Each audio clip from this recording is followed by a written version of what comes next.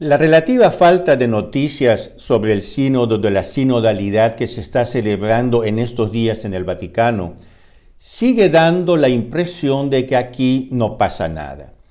Sin embargo, está cada vez más claro que tal vez lo más importante no sea el sínodo en sí, sino lo que sucede colateralmente al sínodo. La Iglesia hoy parece una inmensa obra de demolición donde grupos dispersos de trabajadores están arrancando con picos y palas las estructuras importantes del edificio. ¿Existe una dirección que coordine estos grupos demolidores? Queridos amigos, si están impresionados por tantas cosas que están pasando en nuestra iglesia, si su fe tal vez cada tanto vacila en medio a todo este caos, entonces este canal está hecho para ustedes.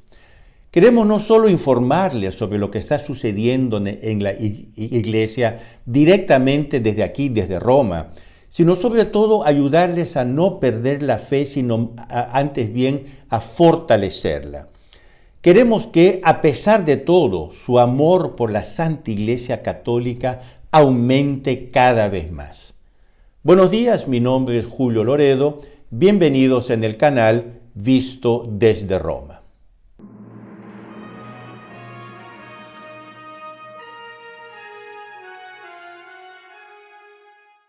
Si aún no te has suscrito al canal, te invito a hacerlo. Te invito también a darle un like y a compartir este video con tus amigos. Mantente actualizado directamente desde aquí, desde Roma, sobre lo que está pasando en la iglesia. Decía que lo que ocurre colateralmente al sínodo de la sinodalidad que se está celebrando justo en estos días en Roma, parece ser más decisivo de lo que se discute en la Asamblea General, quiere decir en el aula oficial. Esta es la pregunta que se están haciendo cada vez más observadores. Algunos denuncian una acción muy bien planeada de grupos de presión, los famosos lobbies, que promueven actividades paralelas al sínodo, invitando a los delegados sinodales a reuniones especiales. Pero sobre todo, que intentan atraer la atención de los medios de comunicación social para dar la impresión que la gran mayoría de los fieles católicos piden estos cambios revolucionarios. Lo que claramente no es verdad.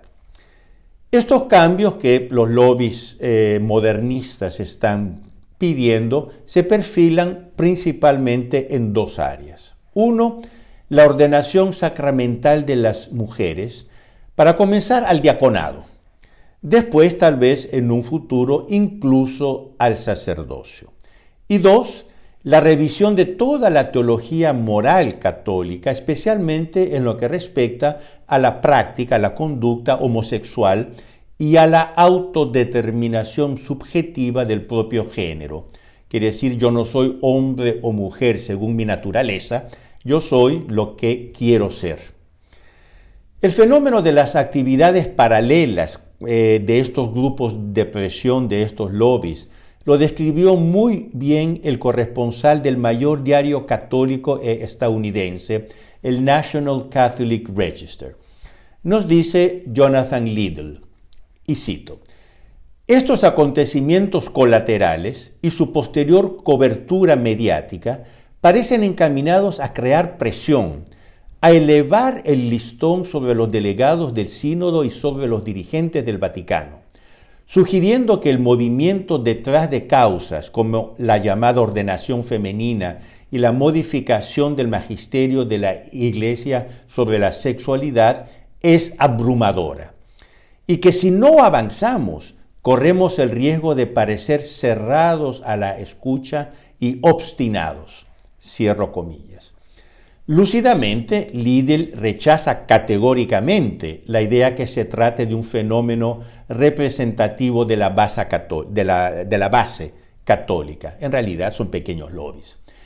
Y Liddell mismo habla de lobbies bien dirigidos y organizados. Ahora, yo me pregunto, ¿dirigidos? ¿Quién dirige estos lobbies? ¿Hay un director atrás que no se ve, que no se muestra? Porque si hablamos de lobbies organizados, debemos asumir que hay una mente organizadora detrás. ¿Cuál es esta mente? En este sínodo, los dos grupos de presión que se destacan en particular son los que impulsan la agenda LGBT y el transgenderismo. Y son el New Ways Ministry de la hermana Janine Gramick, americana, y el grupo Outreach del jesuita padre James Martin, también americano.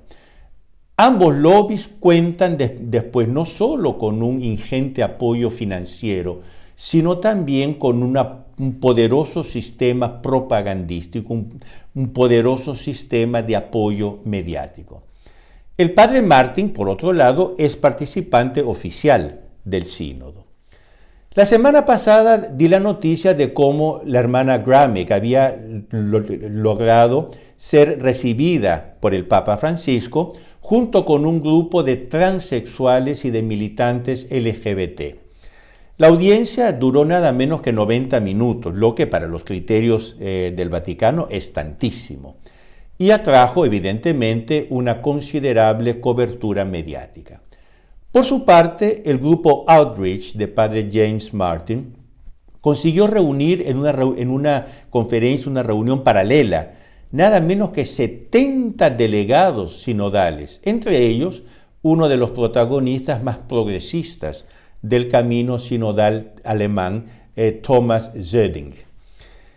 Esto me recuerda el juicio de muchos historiadores y del propio Papa Benedicto XVI sobre el Concilio Vaticano II. Ellos dicen que, paralelamente al concilio propiamente dicho, había el concilio mediático. Quiere decir, mientras los padres conciliares se reunían en el Vaticano, los medios de comunicación presionaban el concilio desde afuera, mientras por otro lado presentaban el concilio a la opinión pública mundial bajo una luz particular, precisamente la que favorecía la corriente modernista. Incluso crearon un organismo de propaganda especial, el llamado IDOC, Instituto de Documentación de la Iglesia Conciliar. Ahora, esto fue con los medios de comunicación de la época. Estamos hablando de los años 60. Imagínense lo que sucede hoy cuando las llamadas redes sociales tienen una fuerza 1000 veces superior a los medios de comunicación de ese entonces. Jonathan Liddell, el corresponsal del National Catholic Register, parece opinar que estos grupos de presión crean un cortocircuito y así obstaculizan un sano tránsito de reflexiones y propuestas entre el auténtico pueblo de Dios y las autoridades eclesiásticas. Permítame formular una hipótesis mía que va más allá de la reflexión de Liddell. Cuando pienso que el padre Martin y la hermana Gramick han sido elogiados numerosas veces, incluso propuestos como modelos por el Papa Francisco, me pregunto si esta acción colateral de los grupos de presión, de los lobbies, en lugar de ser un accidente, un revés para el sínodo, no es funcional para obtener un resultado final. Algunos podrían decir que esta acción paralela no es bien vista por los responsables del sínodo. Pero entonces, ¿por qué le dan tanto escenario y ponen tantos reflectores en esta acción paralela? ¿Imprudencia o voluntad? Esta es una pregunta que se hizo el Papa Pío XI en los años 1930 y después de él el Papa Pío XII. Precisamente por eso, según los historiadores, ellos no quisieron convocar un concilio, que sería el Concilio Vaticano II. Temían que los neomodernistas los secuestraran mediáticamente. En cuanto a la agenda feminista, que reclama la ordenación sacramental de las mujeres, en estos últimos días ha surgido en Roma un lobby de origen latinoamericano llamado Amerindia, que organiza almuerzos a base de pizza para los delegados del sínodo, aderezado con discursos de mujeres ansiosas por alcanzar esta meta. Quiere decir, contacta a los delegados del sínodo, los invita a almuerzos de pizza y cerveza y les hacen discursos para adoctrinarlos. Ahora, yo me pregunto, ¿quién paga estos almuerzos?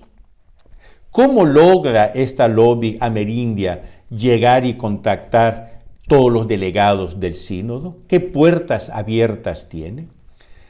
Estos almuerzos con sabor de pizza resuenan luego en la conferencia de la sala de prensa del Vaticano, como lo demuestra la reciente intervención del cardenal Leonardo Strainer, arzobispo de Manaus, en la Amazonía brasileña. Según él, en la Amazonía ya hay mujeres que, sin ser ordenadas, desempeñan papeles paraclericales. Lo que se pide, toda esta corriente indigenista, amazónica, lo que pide es que se les reconozca este papel con la ordenación diaconal y tal vez después incluso sacerdotal. Así ya no sería un papel paraclerical, sino sería clerical, tucur. Tal como van las cosas, queridos amigos, estas actividades paralelas podrían convertirse en el verdadero sínodo de la sinodalidad. La agencia de noticias de los obispos alemanes, Katholisch, reconoce que en esta Asamblea General, dice, las acciones colaterales son más frecuentes y más progresistas que el año pasado. Pero los problemas no residen solo en los lobbies externos a la Asamblea. Incluso en la Asamblea hay participantes en el sínodo que desconocen elementos fundamentales de la doctrina católica y por tanto están abiertos a presiones externas. De hecho, mientras los lobbies se mueven en Roma, la profesora de teología de la Universidad de Notre Dame en la lejana Australia, miembro de la Academia Pontificia de Ciencias Sociales, Tracy Rowland, ha publicado un estudio en que expresa su preocupación sobre por qué, dice ella, por qué en medio de tanta disidencia teológica, el Papa Francisco querría promover una serie de sínodos en los que los partidarios de visiones teológicas alternativas y principios fundamentales alternativos puedan presentar sus ideas.